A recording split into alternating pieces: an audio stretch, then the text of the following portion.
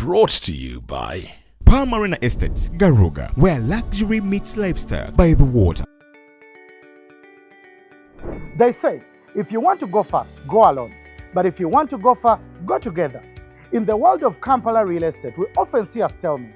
On one side, a family sits on prime land but lacks the liquidity to develop it. On the other, an investor has the capital but nowhere to build.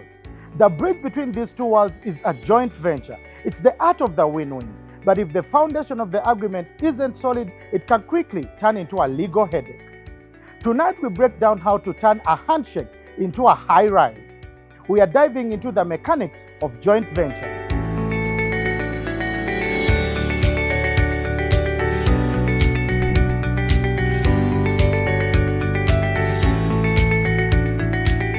I'm joined today by Milton Ocen, a real estate lawyer who has structured some of the most successful partnerships in this town. But let's get past the jargon and see the reality of joint ventures in this country. Milton, you're welcome. Thank you. Milton, in the neighborhoods of Najjera, Kiwatule, Kololo, Naguru, and all those places, we are seeing so many landowners seated on dead capital, vast land, old buildings, and they don't want to give away their heritage. How do you tell a landowner that actually a joint venture is not loss of land, but actually multiplying the value of that land? Thank you very much, Mr. Nsamba. It is very important that landowners understand that idle land is emotionally valuable, but it is not commercially productive. I like that. And it is very, very important that landowners look at that land as capital, as equity towards development. A landowner might have the land, but does not have the money to develop this land. So you utilize this land as a capital investment, as equity investment into a project. So joint ventures come in very handy to bridge the gap. You have the land, you don't have the money.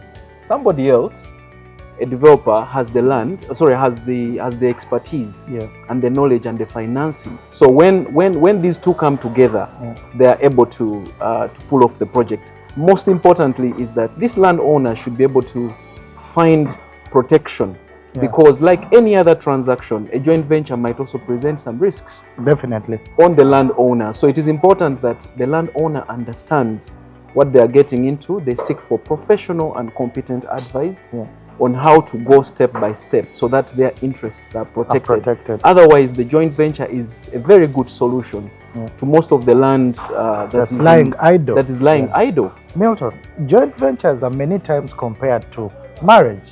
During the dating phase, what are the 3 non-negotiables a partner should look out for in the other partner's track record when going into a joint venture? Thank you very much, Mr. Nsamba. Indeed, I like the way you put it. Joint ventures are partnerships. Because there are 2 parties coming together in that joint venture. To make a cause, one cause. Yes, and in this case is to develop a project. One has land, the other has development capital. So it is a marriage for all purposes and intents. The 3 non-negotiables, one that is very, very important is the issue of ownership and title verification. This is very, very critical. You must be able to verify the ownership, because all property disputes or land disputes arise from ownership of land.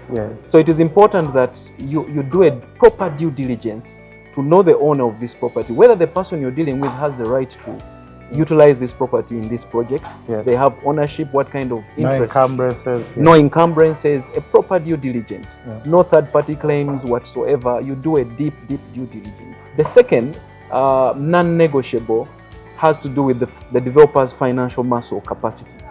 You must ask the right questions. Do a due diligence as a landowner on the developer. What is their track record? What projects have they successfully executed? Source of financing. Their their financial statements. The third one is non-negotiable in a joint venture arrangement is the governance structure. It is very important that contracting governance, how you structure the entire partnership. How you structure the governance. It is very important. This is a very big risk. That for a landowner, you might end up losing this land. And those are the things that we must demystify. you're entering into this marriage, but it's important that you're protected. Milton, for someone watching us out there who has a vast prime piece of land and a dream, but zero construction experience, what's the first phone call they should make to make sure they're not cheated going into a joint venture? Thank you very much, Mr. Nsamba. The first phone call that one should make in the circumstances is to a real estate lawyer and or a construction lawyer. The structuring of this transaction is going to be contract-based. Yes. So it is very important that you consult a real estate lawyer who understands these things. Not any other lawyer, but a real estate lawyer or a construction lawyer that understands the depth of this nature of transaction.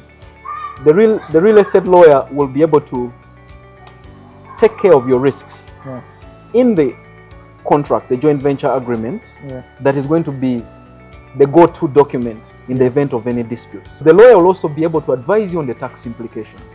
The lawyer will be able to come up with an agreement that protects you. Of course, it would be unfair to say only a lawyer. There are also other professionals. You need a valuer, surveyor, you need an architect. Someone to do a feasibility study for you. Exactly. An independent opinion. Absolutely. Of the project. But the first phone call goes to that real estate lawyer because that is the protection that is going to come in the event of anything going wrong. Real estate doesn't always have to be a solo sport. When you combine the right dirt with the right dollars, you're able to do something neither party could do alone. But remember, a JV is only as successful as the contracts and the trust behind it. I'm Wilberforce Nsamba, and this has been your Investing Insight on Property 360. Property 360 will be right back.